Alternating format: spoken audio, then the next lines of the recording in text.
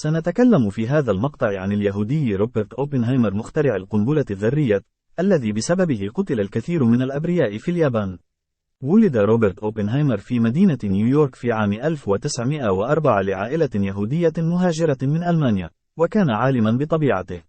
التحق بجامعة هارفارد لدراسة الكيمياء عام 1922، وبعد تخرجه بالمرتبة الأولى، انتقل إلى مجال الفيزياء بعد 3 سنوات.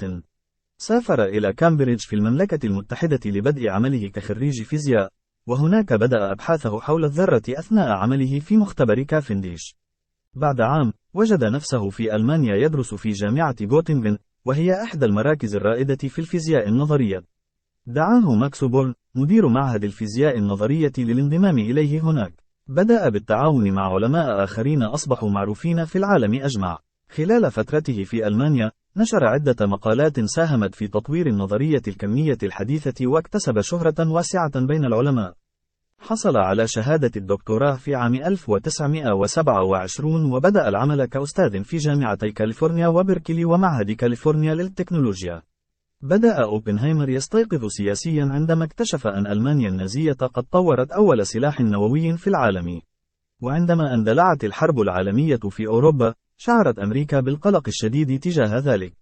في عام 1942، عرض الجنرال ليزلي بروفز على أوبنهايمر أن يصبح المدير العلمي لمشروع مانهاتن السري لتطوير القنبلة الذرية. اجتمع هناك بأبرز العقول في مجال الفيزياء من جميع أنحاء أمريكا، وكلفوا بابتكار قنبلة لم يسبق لها مثيل. تكون فريق أوبنهايمر من المئات، ثم زاد إلى الآلاف.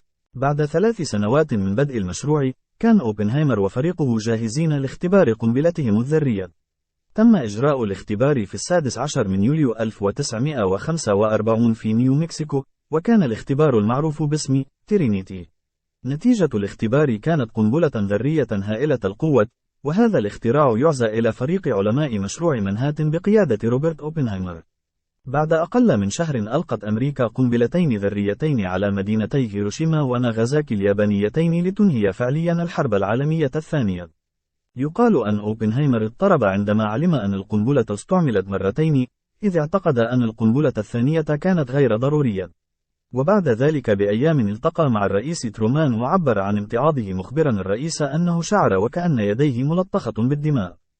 بعد انتهاء الحرب العالمية الثانية، انتقل أوبنهايمر إلى العمل في مجال الفيزياء النووية والأبحاث العلمية.